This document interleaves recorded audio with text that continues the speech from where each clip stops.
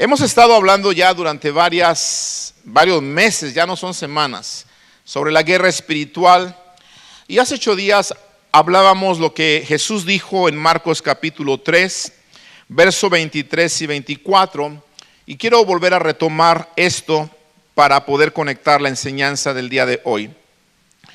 Dice, y habiéndolos llamado les decía en parábolas, ¿cómo puede Satanás echar fuera a Satanás? Si un reino está dividido contra sí mismo, tal reino, dice, no puede permanecer. Y si una casa está dividida contra sí misma, tal casa no puede permanecer. Y si Satanás se levanta contra sí mismo y se divide, no puede permanecer, sino que ha llegado su fin. Entonces, Jesús nos está hablando aquí 3 cosas muy importantes que usted y yo tenemos que recordar. Él nos dijo que un reino dividido no puede permanecer, pero también dijo que una casa dividida tampoco puede permanecer. Entonces, bajo este concepto, nosotros podemos decir también que una iglesia dividida tampoco puede permanecer. Entonces vimos que la división interna de la iglesia es una de las estrategias más eficaces de Satanás para detener el avance del evangelio. ¿Verdad que sí? Entonces, escuche, quiero compartirle algo que el Señor me hizo notar en estos días en relación a lo que le acabo de mencionar. Fíjese usted que la reciente guerra entre Israel contra Irán nos recordó el poder de la unidad que debe de tener la iglesia, ¿sí? Porque Israel atacó por varios días, destruyendo algunos objetivos militares de su enemigo, pero cuando Israel necesitó hacer un impacto más profundo, pidió la ayuda de Estados Unidos, ¿cierto? Estados Unidos entonces se unió al ataque y usando su armamento exclusivo y su poder militar, lograron entre los dos un mayor golpe al enemigo, ¿cierto? Entonces, escúcheme bien, cada uno de nosotros, cada congregación en esta tierra, está haciendo un impacto en cierto territorio donde Dios nos ha colocado. Pero yo estoy seguro que sabemos que cuando nos unimos, logramos cosas mayores.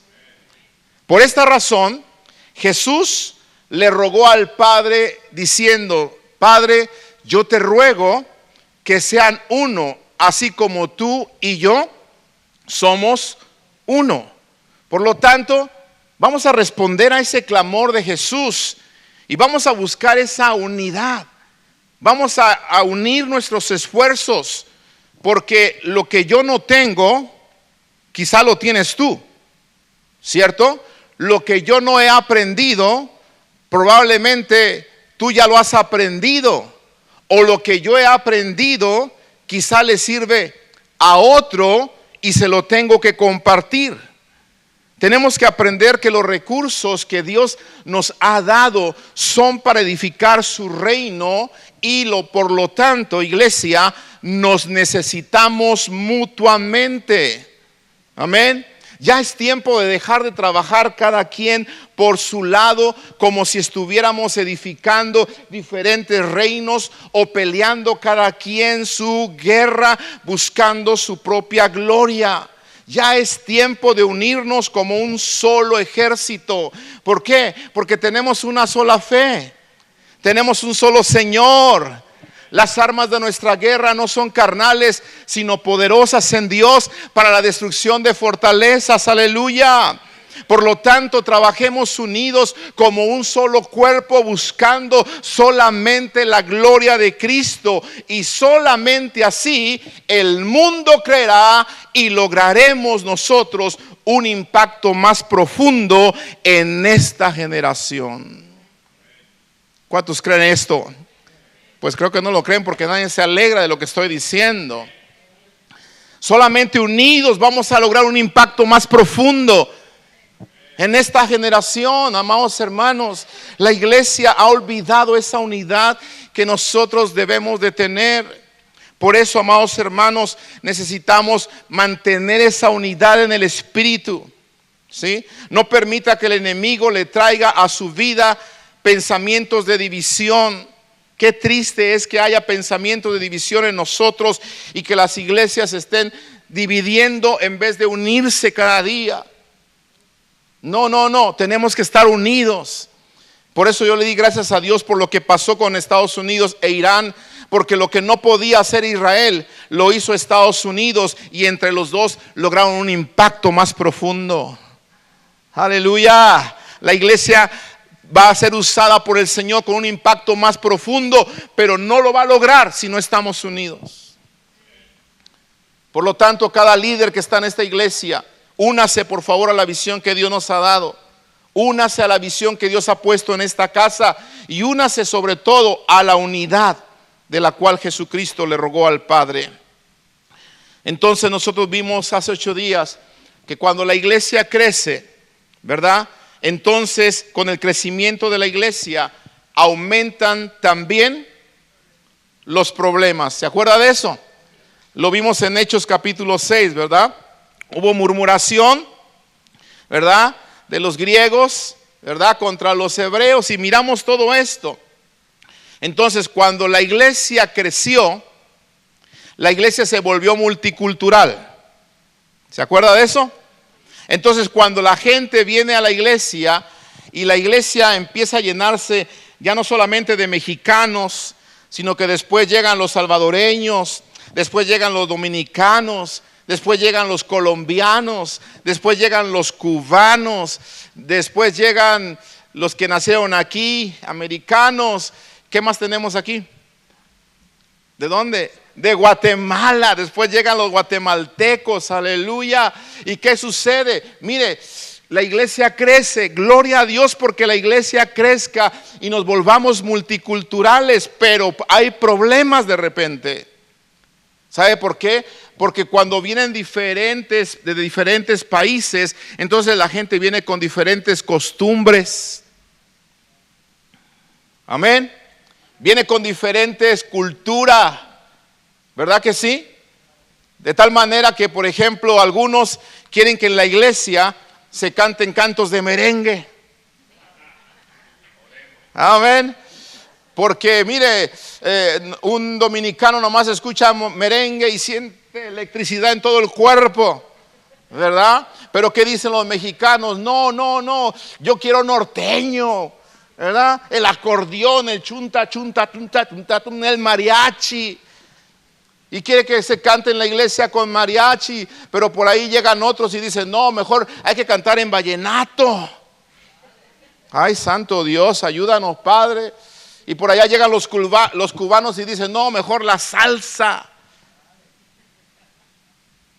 Y pobre pastor, ¿a quién le va a hacer caso? ¿Me estoy explicando? ¿Sí?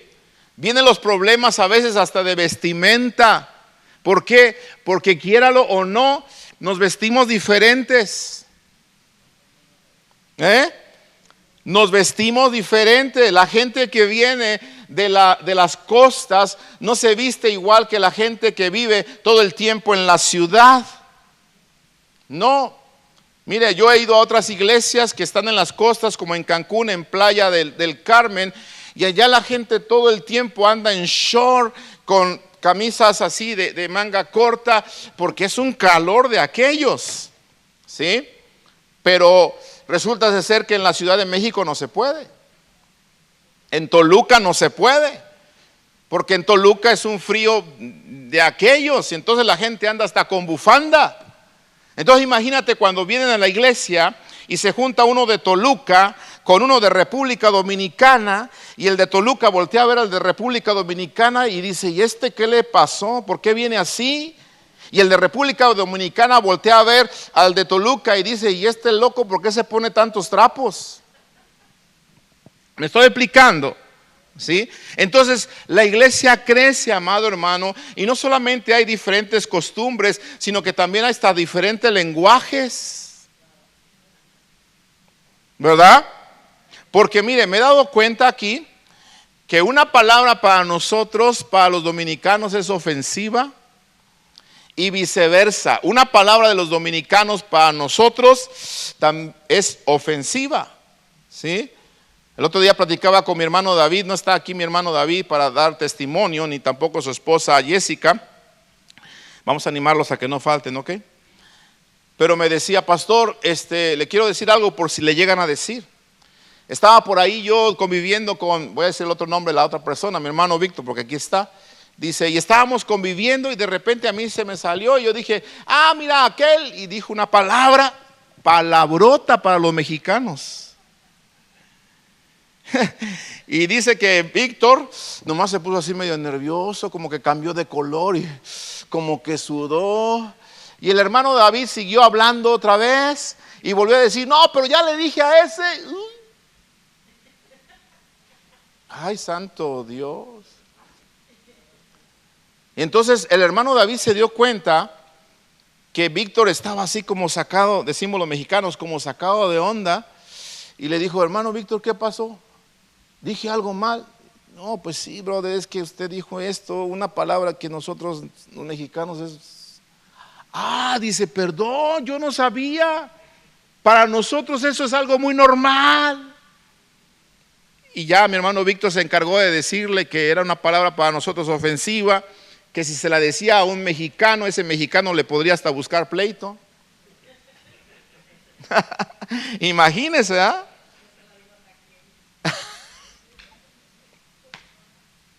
Entonces vienen los problemas del lenguaje. Pasó con Esteban, estábamos en la casa una vez tomando café y ahí de repente, ahí entre el tomar el café y todo aquello, Esteban bien quitado de la pena con sus pastores, en la casa de sus pastores, y se avienta una de aquellas. Y yo volteé a ver a mi esposa y dije, oí claro. No dije nada y seguimos ahí conviviendo, y cuando veo otra vez aquella expresión, entonces ya yo me reí y le dije, ay Esteban, ¿sabes qué dijiste?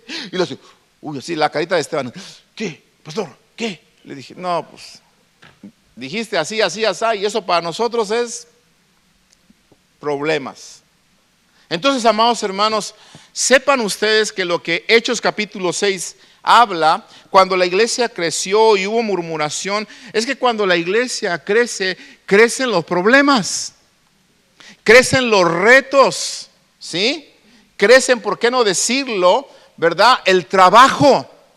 Y necesitamos gente entonces que pueda buscar la unidad en medio de estos retos, y sobre todo necesitamos gente que aprenda a sobrellevarse los unos con los otros, hasta que todos nos podamos dar cuenta que todas estas costumbres y lenguajes diferentes, si nosotros no sabemos manejarlo, nos puede crear problemas. ¿Ok? Al contrario, vamos a sobrellevarnos. ¿Sí? Y se acuerda usted que los apóstoles vinieron y resolvieron el problema de la murmuración. Y entonces hicieron una propuesta a la gente, y yo le dije, ¿verdad?, que sucedió uno de los milagros más grandes en la iglesia primera. Y ese milagro fue que dice que la propuesta que trajeron los apóstoles para resolver el problema de murmuración les agradó a todos. ¿Se acuerda de eso? Para mí ese es un gran milagrazo. Como pastor estoy hablando, porque dijimos que muy pocas veces a la gente le agrada lo que tú le propones para resolver un problema. A veces la gente se mete en problemas entre ellos, los griegos contra los judíos, como en este caso, los dominicanos contra los guatemaltecos, o los guatemaltecos contra los salvadoreños, o los mexicanos contra los cubanos, porque no nos gusta su salsa de ellos, qué sé yo. Pero una cosa sí es cierta, a veces tiene que venir los pastores y decir, ¿saben qué? Vamos a resolver esto y se va a resolver de esta manera, ¿verdad? Y ellos pusieron la proposición. Y me encanta cuando la Biblia dice que agradó a la multitud la propuesta de los apóstoles. Es un gran milagro. Te digo, como pastor, yo he enfrentado eso. Muchas veces he tenido que resolver problemas en la iglesia o problemas entre hermanos, problemas entre personas. Y resulta de ser que cuando les damos la propuesta, se les va el gozo del Señor. Como que no les agrada mucho. Hermano, es que usted le tiene que pedir perdón a la hermana. Hermana, usted le tiene que pedir perdón al hermano. Hermano, es que usted hizo esto, ahora le tiene que pagar y le tiene que pagar hasta de más. ¿Cómo? Sí. ¿Sí? Y tiene que pedirle también perdón a la iglesia y tiene que pedirle perdón también a sus padres. Y cuando le decimos esto, la gente... Pero una cosa que va a lograr la unidad es cuando te das cuenta que la propuesta que te están dando tus pastores viene de la palabra del Señor. Y si está conforme al mover que hay en la palabra del Señor, alégrate. Porque te he enseñado muchas veces que la corrección no es un ataque a tu persona. La corrección, de acuerdo a la palabra, es una muestra de amor. Porque la Biblia dice que Dios al hijo que ama, a ver fuerte, al hijo que ama, ¿lo corrige porque lo quiere destruir? ¿Lo corrige porque lo quiere avergonzar? ¿Lo corrige porque le quiere desear mal? No, lo corrige porque lo ama. Entonces, la próxima vez que vengan tus pastores con una propuesta para resolver un problema que te agrade, allá vámonos, porque nadie dice amén. Al contrario, veo unas caras de aflicción. Miren, y no le está agradando lo que estoy diciendo ahorita. Imagínense si lo estuviera corrigiendo en algo. Por eso yo digo que yo veo aquí un gran milagro, porque dice que agradó a todos. A todos. Mire, volviendo al ejemplo del tipo de música, ¿cuál será la música que agrade a todos? Porque, ya lo dije, los dominicanos quieren salsa, digo merengue, ¿verdad? Los de allá de Sudamérica quieren vallenato, etcétera. Entonces, ¿qué tenemos que hacer los cristianos o los pastores? Ir a la palabra para traer una propuesta conforme a la palabra que pueda agradar a todos y nos mantenga unidos. Porque solamente unidos lograremos un impacto más profundo. Aplaude al Señor, por favor. Entonces, amados hermanos, dejemos a un lado nuestras diferencias, resolvamos nuestros problemas, aceptando con agrado las propuestas de nuestros pastores, porque con esto estamos contestando la oración de Jesús al Padre y promoviendo el crecimiento de la iglesia y el avance del Evangelio. Con esto en mente, quiero hablar en esta tarde sobre algo más que la iglesia primitiva o la iglesia primera. No me gusta decirle primitiva porque a veces estamos más primitivos nosotros que ellos. Qué bueno que algunos están despiertos todavía. De verdad, porque eso se menciona mucho, la iglesia primitiva, y yo digo, estamos más primitivos nosotros, porque no entendemos a veces, ¿verdad?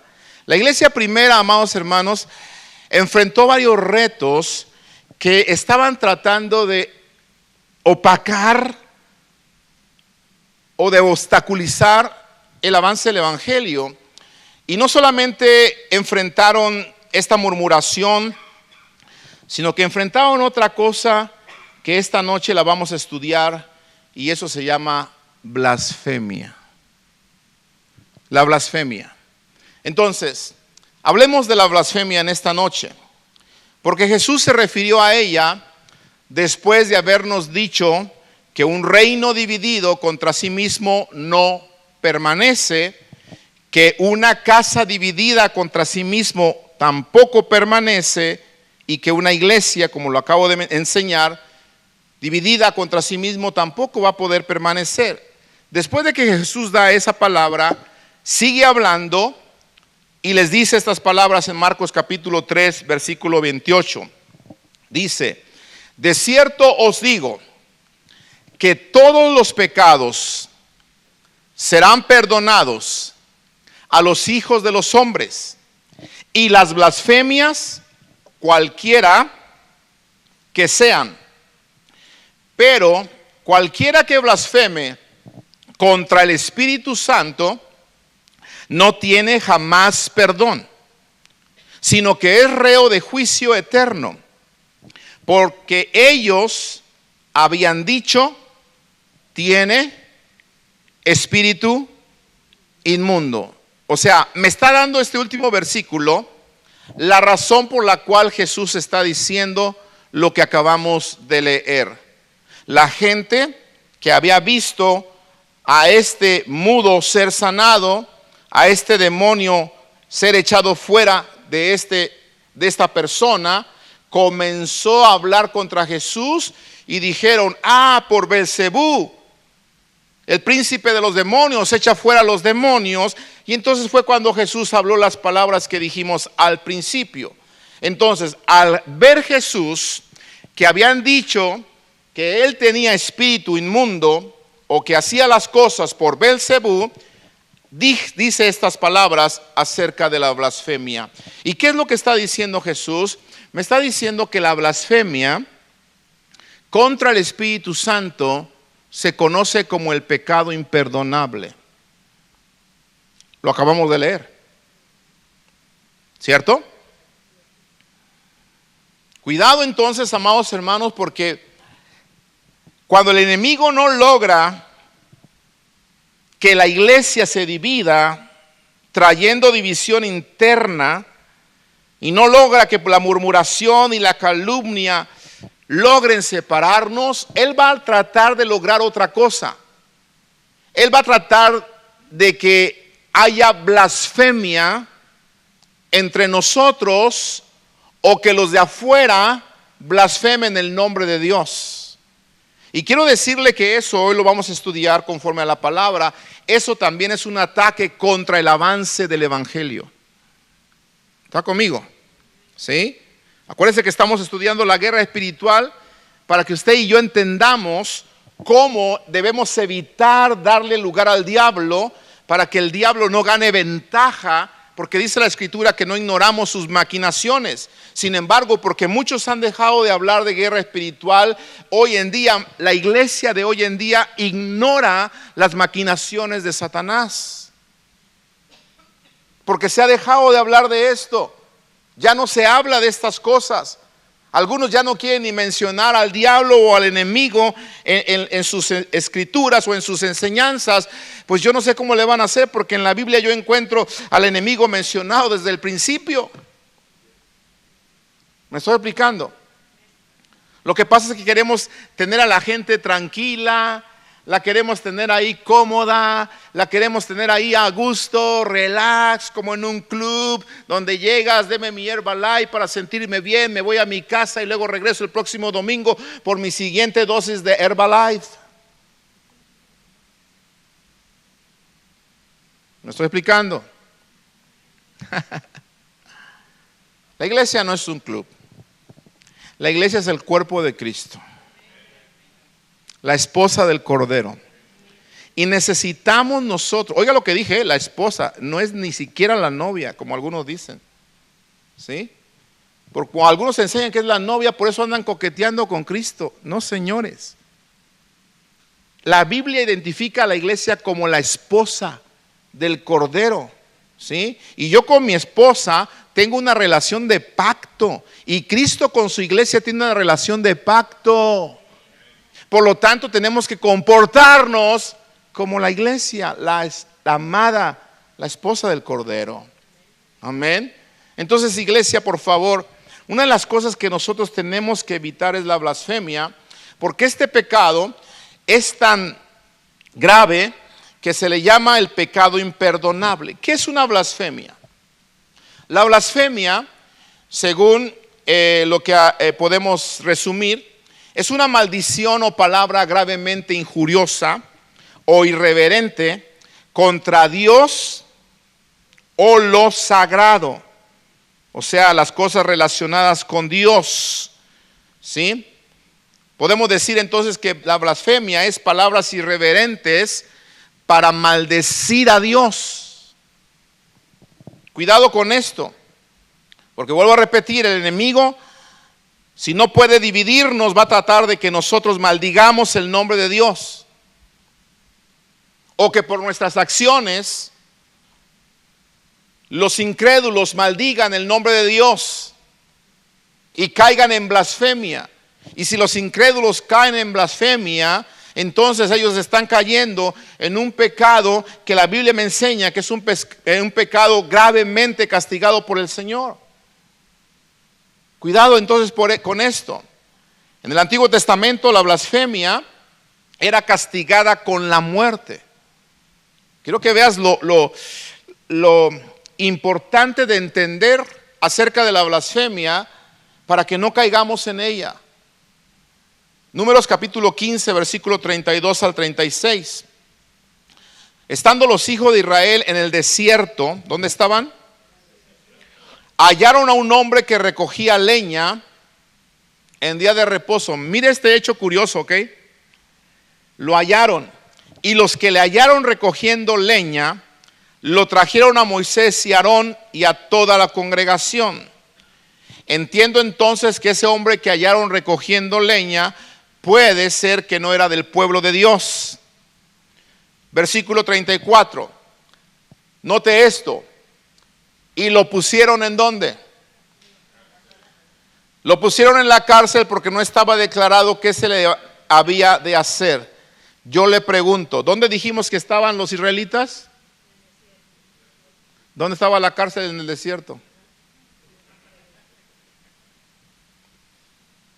¿Verdad que no había leído eso? Había una cárcel. ¿Cómo le hicieron? No me pregunte, no tengo datos, no le puedo decir, pero de acuerdo a este versículo, ellos viajaban y conforme viajaban, llevaban una cárcel. ¿Estoy inventando? No, ahí está, ¿verdad? Lo pusieron en la cárcel porque no estaba declarado qué se le había de hacer. Por eso digo que me atrevo a decir que no era israelita. No estaba declarado qué se le debía de hacer. Era alguien que ignoraba las leyes del día de reposo. Jehová dijo a Moisés: irremisiblemente muera aquel hombre. Apedréelo toda la congregación fuera del campamento. Entonces lo sacó la congregación fuera del campamento, lo apedrearon y murió como Jehová mandó a Moisés. Qué duro, ¿no? Qué duro, ¿no? ¿Está conmigo? ¿De acuerdo? Sí, ¿por qué? Porque era ajeno a las cuestiones, ¿verdad?, que había instruido Dios a su pueblo. Pero mire ahora otro ejemplo, Levítico 24, verso 16. El que blasfemare el nombre de Jehová ha de ser muerto. Toda la congregación lo apedreará. Así el extranjero, aquí ya incluye al extranjero, como el natural, si blasfemare el nombre. ¿Cuál nombre? El nombre de nuestro Dios. Entonces, amados hermanos, si blasfemaba el nombre de nuestro Dios, iba a morir. Por eso los judíos, cuando miraron estas instrucciones, y luego en Éxodo cuando dice: no tomarás el nombre de Jehová tu Dios en vano, ¿Sabe usted que los judíos desde hace mucho tiempo atrás, ellos dejaron de mencionar el nombre de Dios?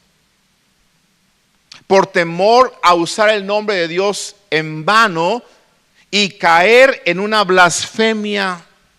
Hasta el día de hoy hay judíos que no se atreven a mencionar el nombre de Dios. Por eso los estudiosos, los teólogos dicen que hoy en día no estamos de todo seguros si estamos mencionando correctamente el nombre de Dios, porque se dejó de mencionar hace mucho tiempo atrás por el pueblo de Israel. Entonces, ¿qué sucedió? Las letras que mencionaban el nombre de Dios originalmente simplemente se combinaron con el nombre de Señor para poder crear lo que hoy conocemos como Jehová o Yahvé. ¿Me estoy explicando? ¿Me estoy explicando? Ok, entonces ¿qué pasa? Los judíos, mejor en vez de decir Yahvé o Jehová, ellos dicen Hashem, el nombre. Eso significa Hashem, el nombre. ¿Por qué? Porque ellos no quieren blasfemar el nombre de Jehová. Ellos piensan que blasfeman el nombre de Jehová si no lo pronuncian correctamente. Pero ¿sabe qué, amado hermano? Blasfemar el nombre de Jehová no tiene que ver con la pronunciación del nombre. Blasfemar el nombre de Jehová tiene que ver con no creer lo que ese nombre puede hacer para nuestras vidas. ¿Me estoy explicando? ¿Sí? Blasfemar el nombre de Jehová es usar su nombre en vano y jurar en el nombre de Dios en vano y después romper esos pactos que hicimos delante de Dios.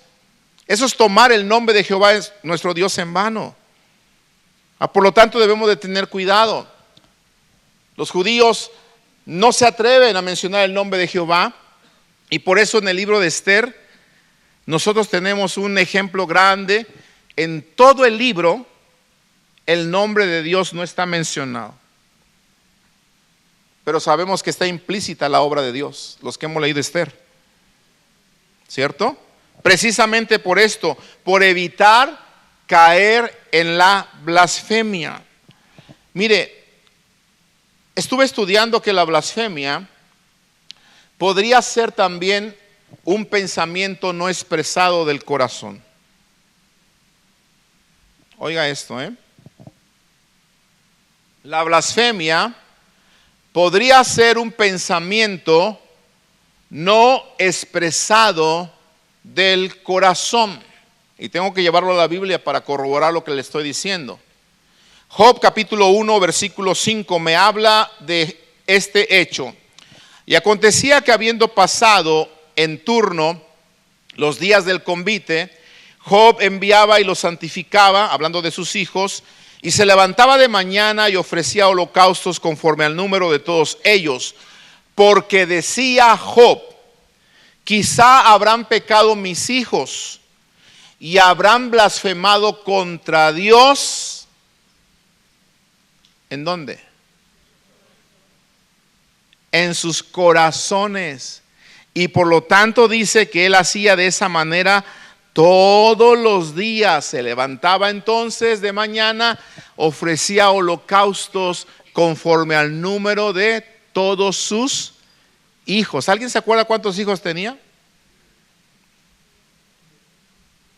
Sin miedo, ¿cuántos? 7. Se lo dejo de tarea entonces. El que me conteste le doy un café al final. Entonces, ¿qué estamos dándonos cuenta? Un pensamiento, ¿sí?, en el corazón puede provocar que nuestros labios pronuncien lo que nuestro corazón está sintiendo. Así que cuidado, amado hermano. Probablemente tú dices: bueno, yo no he mencionado nada, pero está pasando por tu mente. Satanás está logrando ganar terreno en tu corazón de tal manera que estás a punto de maldecir a Dios. Acuérdate lo que le pasó a Job, ¿verdad? Vinieron tantos graves males sobre su vida que vino la mujer en Job capítulo 2, en versículo 9, y le dijo: Job, ¿aún retienes tu integridad? Y ojo la palabra que le dijo: maldice maldice a Dios y muérete. Le estaba diciendo blasfema el nombre de Dios. ¿Y qué le dijo Job? ¿Te acuerdas? ¿Qué le dijo? Has hablado como cualquiera de las mujeres fatuas, como una mujer necia has hablado, ¿sí? ¿Qué? ¿Recibiremos de Dios el bien y el mal no lo recibiremos? ¿Verdad? Y la Escritura dice bien claro que en todo eso que Job pasó, dice que Job no pecó con sus labios. En otras palabras, mantuvo sus labios de blasfemar el nombre de Dios. Y le digo algo, Satanás había arruinado a Job con permiso de Dios, precisamente porque Satanás lo que quería es que Job blasfemara el nombre de Dios. Amados hermanos, tú y yo estamos en la guerra espiritual diariamente. Quizá en algún momento el Señor le pueda dar permiso al enemigo para arruinar alguna parte de nuestra vida, arruinar alguna parte de nuestra familia, o traer algún dolor, alguna dificultad, como le pasó a Job, que perdió a todos sus hijos, y eso no se siente nada agradable, ¿cierto? Debes entender entonces que el enemigo estará intentando que tus labios se abran para mal en contra de tu Dios, para blasfemar el nombre del Señor, para blasfemar el Espíritu Santo que te selló para el día de la redención. Porque si eso lo logra el enemigo, entonces, de acuerdo a las palabras de Jesús, estará poniendo en riesgo tu salvación. Que Dios nos libre, ¿no? ¿Cuántos dicen amén a eso? Que Dios nos libre. Por lo tanto, amados hermanos, cuidemos nuestros labios, porque nuestros labios hablan de la abundancia del corazón, y la blasfemia puede comenzar en nuestro corazón. Probablemente no has blasfemado todavía con tus labios, pero probablemente ya hay pensamientos por acá que el enemigo está ahí alimentando, y tienes que aprender a echarlos fuera en el nombre de Jesús. Usted dirá, bueno, pastor, es que yo creo que nunca voy a blasfemar el nombre de Dios. Pero ojo, te voy a enseñar algo esta tarde. Quizá tú digas, nunca me voy a atrever a blasfemar el nombre de Dios. Pero ¿qué tal si tus acciones hacen que otros blasfemen el nombre de Dios? ¿Ah? ¿Qué tal si tu testimonio? ¿Qué tal si tu falta de unidad en la iglesia? ¿Qué tal si el escándalo que a veces el enemigo logra en las iglesias hace que el nombre de Dios sea blasfemado? La Biblia dice bien claro que es imposible que no vengan tropiezos. ¿Verdad que dice eso? Es más, dice, es necesario que vengan para que se manifiesten los que han de ser aprobados. Así dice la Escritura. Pero también agrega y dice, pero ay de aquel por el que viene el tropiezo. La palabra tropiezo en el original es escandalizo, de donde viene la palabra para nosotros de escándalo. Cada vez que hay escándalos en las iglesias, cada vez que hay escándalos en los ministerios, cada vez que hay escándalos en las familias cristianas, estamos nosotros siendo tropiezo para el mundo. Y cuando somos tropiezo para el mundo, algunos de ellos blasfeman el nombre de nuestro Dios. ¿Te das cuenta por qué Jesús dijo, Señor, te ruego que sean uno? No te pido que los saques del mundo, te pido que los guardes, del mal. Guárdalos del mal, Señor. ¿Sí? Están en el mundo, pero no son del mundo. ¿No oró Jesús así? ¿Sí? Entonces, por favor, iglesia, tengamos cuidado con la blasfemia, porque aún en el Nuevo Testamento la blasfemia es considerada con la misma seriedad. Usted dirá, pastor, es que en el Antiguo Testamento los mataban porque estábamos bajo la ley. Pero en el Nuevo Testamento estamos bajo la gracia y ya la cosa como que se hace más relajada. Y como que en el Nuevo Testamento tenemos a un Dios de gracia, y como tenemos a un Dios de gracia, pues no importa porque Dios me ama, y lo que yo haga o no pueda hacer, pues Dios me entiende y adelante. Cuidado, porque Dios nos ama ciertamente y con amor eterno nos ha amado, pero Él nos ama para que nosotros vivamos en santidad. Amén. En el Nuevo Testamento la blasfemia es considerada con la misma seriedad. Primera de Timoteo, en el capítulo 1, versículo 19, dice: manteniendo la fe. Nos habla a nosotros ahora. Mantén la fe y la buena conciencia,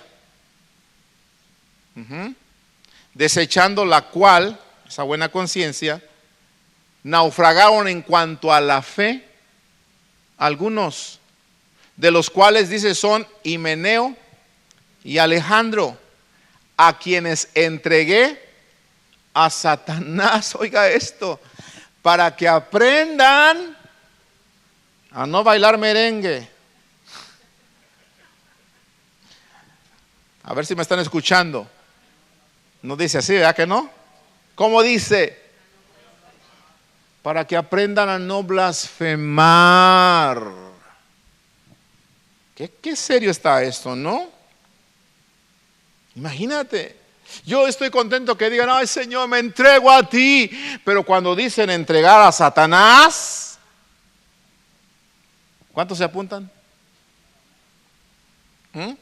¿Verdad que no? Si de allá venimos, ¿no dice la Biblia que nos trasladó del reino de las tinieblas a su reino del Hijo amado Jesucristo? Entonces no queremos volver allá.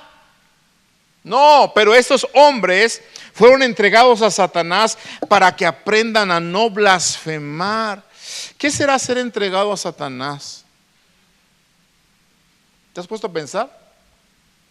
¿Qué significará cuando se dice aquí que estos fueron entregados a Satanás? ¿Sí? ¿Cómo se puede entregar a una persona a Satanás? Porque los pastores estamos para entregar a las personas o ayudar a las personas a que se entreguen a Jesucristo, pero no para entregarlos a Satanás. En cambio, yo veo a este Pablo que se ganó a muchas personas para Cristo, ahora entregando a 2 personas a Satanás. Interesante, ¿no? ¿Cómo será entregar a alguien a Satanás? Te digo algo, nosotros como pastores tenemos la responsabilidad de estar orando por cada uno de ustedes y rogar inclusive por sus trabajos, por su sustento, por su familia, por sus hijos, por su bien, y cubrirles a ustedes en oración y enseñarles la palabra para que la palabra les dé fuerzas cada día para vivir, porque no solo de pan vive el hombre, ¿verdad? Sino de toda palabra que sale de la boca del Señor. Pero nosotros los cubrimos con esa oración y con ese alimento.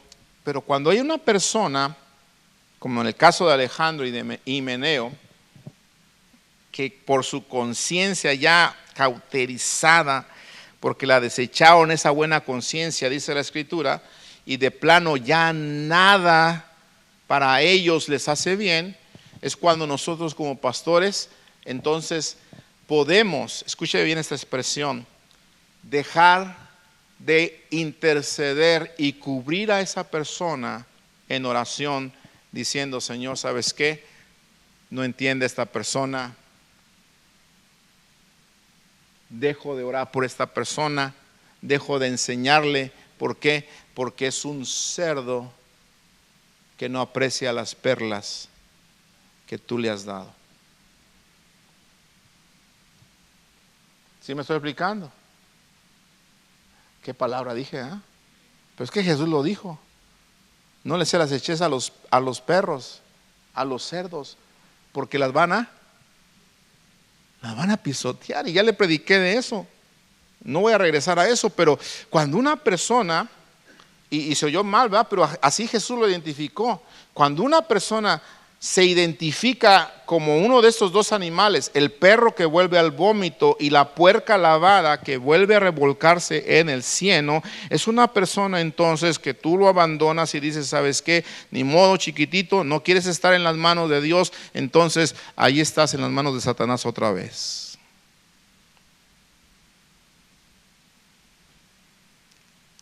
Qué feo, ¿verdad? Gracias a Dios nadie está en esa condición. Dije que nadie está en esa condición. Por lo tanto, iglesia, aprendamos a no blasfemar. ¿Estamos?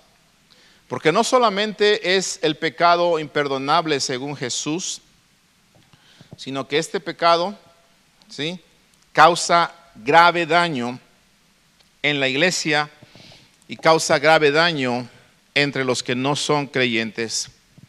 Segunda de Timoteo capítulo 2, verso 14 en adelante. Procura, fíjate cómo nos anima la palabra. Procura con diligencia. O sea, dijera el mexicano, ponle ganas. Ponte vivo, como dijera el dominicano. Ponte las pilas, como dijera el guatemalteco. Ponte chispudo. Y como dijera el cubano, avívate. Aleluya. Muy bien. Como dijera el salvadoreño, ponte las pilas, ponte buzo, caperuzo. Como dijeran los chilangos, ay, ponte trucha, carnal. Ay, caray. No, hombre. Hay que orar por los chilangos, hermanos.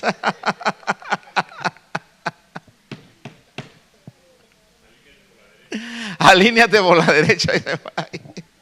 Los colombianos, ¿cómo dirían? Hágale pues, hermano. Aleluya.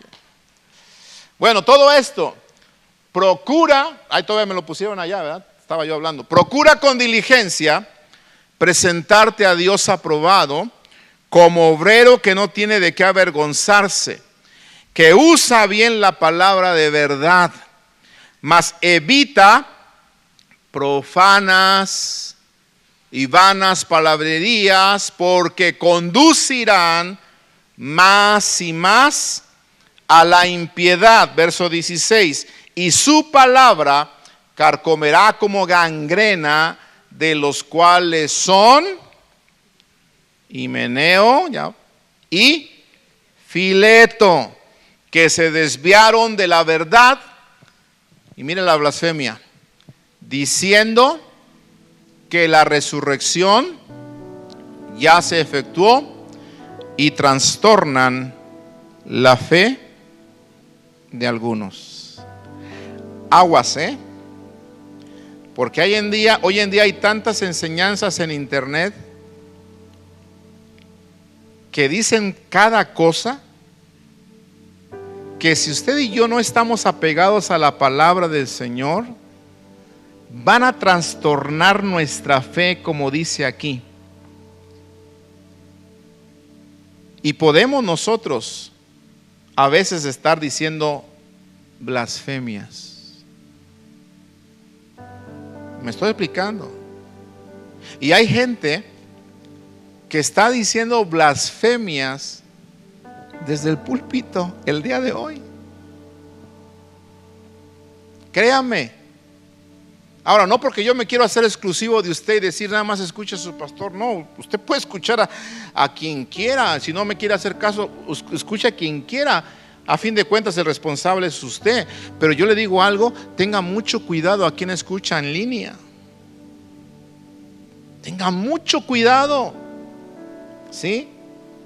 Tenga mucho cuidado. Si usted escucha algo, no lo entiende y le suena raro, mándemelo. Yo le digo, hermana o hermano, ¿sabe qué? Vea, la palabra dice esto. Porque una cosa es lo que dice la palabra y otra lo que dice aquel profeta, o lo que dice aquel conocido evangelista, o aquel renombrado predicador o apóstol. ¿Ok? Pero la gente, porque ya es el apóstol fulano, o porque es el autor sutano, o porque es fulano de tal, todo lo que diga es Biblia. No es cierto. La mayoría, muchas veces hoy en día, ya ni están citando la Biblia, y lo único que están diciendo es pura psicología. Ay, ay, ay. Y estamos viviendo tiempos difíciles, amados hermanos, donde la blasfemia está en los púlpitos también. Tengamos cuidado, por favor, porque la fe de nosotros se trastorna con estas cosas. Por eso es mi costumbre, cada vez que yo le voy a enseñar algo, ir a la palabra y que la palabra textualmente me diga lo que yo le estoy enseñando. ¿Me estoy explicando? ¿Sí? Termino aquí. Evitemos que la palabra de Dios sea blasfemada. Por favor, evitemos que la palabra de Dios sea blasfemada. No solamente el nombre del Señor, sino que la palabra de Dios sea blasfemada.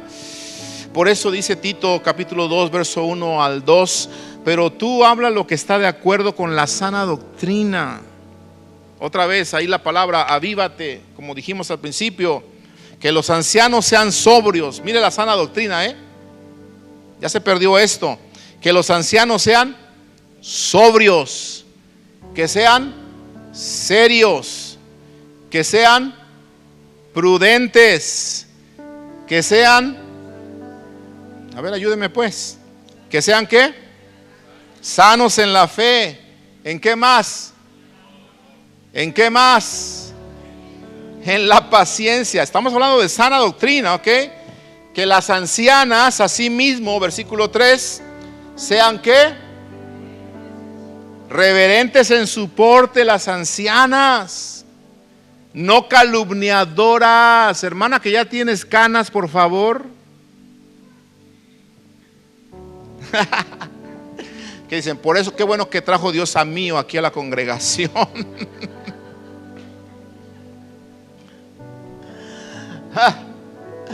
Ya lo puedes quitar, por favor. Bueno, ya lo oyeron. No calumniadoras, dice. No esclavas del vino. Abusados, porque hoy en día ya en las iglesias emborracharse no hay problema.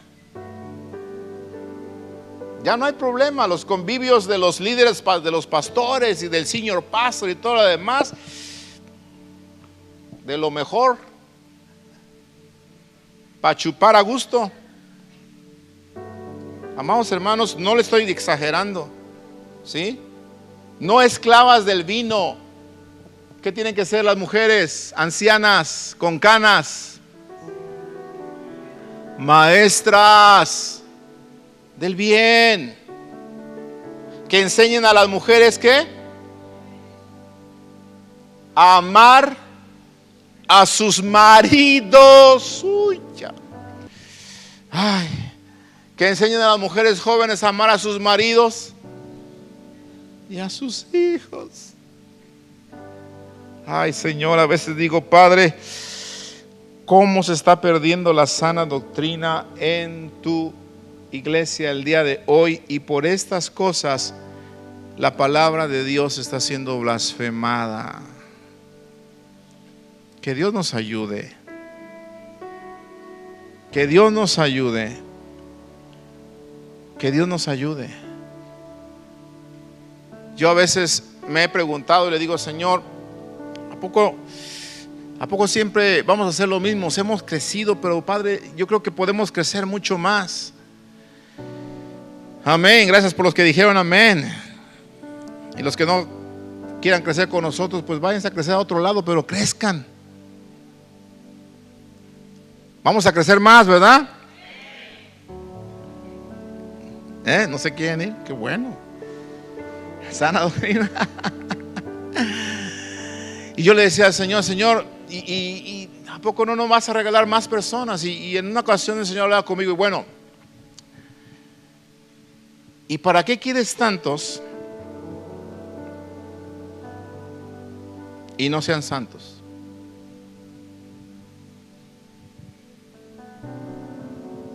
Hasta rimó, ¿verdad? Y yo, ay Señor, ¿qué quiero entonces? ¿Números? ¿O quiero gente que esté entregada al Señor y que no blasfeme su nombre y mucho menos su palabra? Yo dije, Señor, ok, los que nos quieras dar, pero que juntos crezcamos hasta llegar a la estatura del varón perfecto que eres tú. Apláudale al Señor, por favor.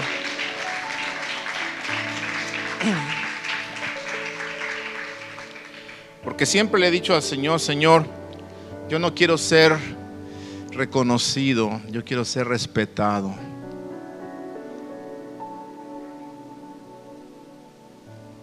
Porque hoy en día hay muchos ministerios reconocidos, pero de verdad no son respetados. Porque si supiéramos lo que ellos están haciendo en lo secreto, que después se les descubre con el tiempo, te darías cuenta que cuando se descubren sus cosas, lo único que sucede es que el nombre de nuestro Dios, la palabra de nuestro Dios, venga a ser blasfemada. Más vale ser respetado, aunque no todo el mundo te conozca, pero lo importante es que te conozca el Señor. Amén. Entonces vamos a terminar con este versículo que ya no quería leer yo, pero habla de la sana doctrina. Versículo 5. ¿Qué más tienen que enseñar las mujeres? Pónganse vivas, hermanas, avispadas, o como dijo mi hermana cubana, avivadas. Alínense por la derecha. A ser prudentes, dice, prudentes, castas. Ay, me podría meter ahí. Le dejo de tarea que estudie la palabra casta. ¿Sí? ¿Cuándo hablamos que una persona es casta? Ayúdeme. Pura. No es una persona que anda aquí y luego allá con Miguel, después con Daniel, y cuando no me guste Daniel, entonces cambio por Gabriel, y cuando no me guste Gabriel, entonces me voy con Rafael, con Pedro, con Juan, primera, segunda y tercera. No, castidad, gente pura, cuidadosa de su casa. ¿Le seguimos? Buenas. ¿Sujetas a quién? Otra vez. ¿Sujetas a quién?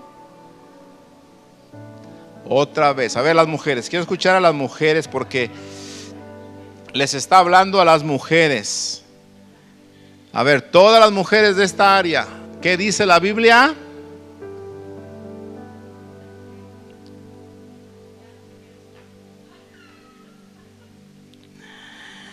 La Biblia dice también hasta que se sometan a sus pastores, y ni a sus maridos ni a su pastor se quieren someter. No, hombre, las voy a entregar a Satanás a ustedes entonces.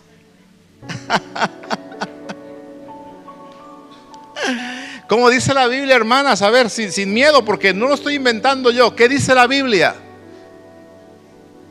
Amén. Todas, ¿qué dice? Sujetas a sus maridos. Y termina diciendo, para que la palabra de Dios no sea blasfemada. Tito capítulo 2 versículo 5. Esta es la sana doctrina. Si usted quiere permanecer a esta iglesia y quiere que este siervo le siga sirviendo como su pastor, estoy comprometido con la sana doctrina. Y la sana doctrina nos va a confrontar muchas veces, pero recuerde que la confrontación, la corrección, siempre será una muestra de amor de parte de Dios para nosotros. Padre, gracias por tu palabra. Gracias por enseñarnos y recordarnos lo que es la sana doctrina para evitar caer en blasfemias y para evitar que tu nombre sea blasfemado por otros. Señor, quiero comprometer mi corazón y hacer un pacto contigo de que así como Job lo hizo y se mantuvo en medio de la más grave adversidad y nunca pecó con sus labios blasfemando tu nombre, quiero, Señor, en el nombre de Jesús, que mi fe nunca falte y que nunca, Señor, blasfeme tu nombre.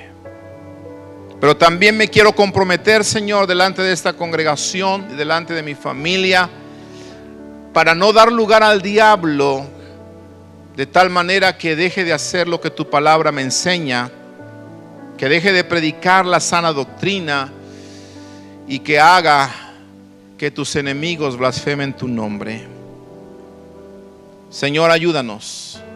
Yo sé que mis hermanas, a veces es difícil sujetarse a un hombre que no está sujeto a ti. Yo lo sé, Señor. Y también sé que para un hombre es difícil a veces amar a una mujer que no es prudente, a una mujer que no es sujeta a tu palabra. Lo sé, Señor, porque también es difícil amarla. Y tú nos dices que las amemos. Y nos dices, Padre, que no seamos ásperos con ellas.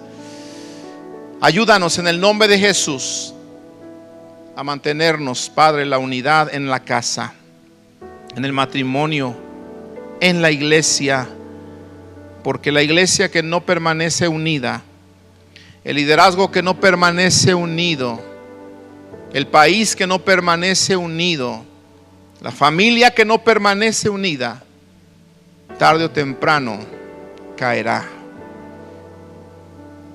Y cuando caiga, tu nombre puede ser blasfemado, Señor, y líbranos de causar tropiezos en la iglesia o de causar tropiezos en la vida de otros. Tu palabra dice que mejor nos fuera ponernos una piedra de molino y arrojarnos a la mar, en lugar de hacer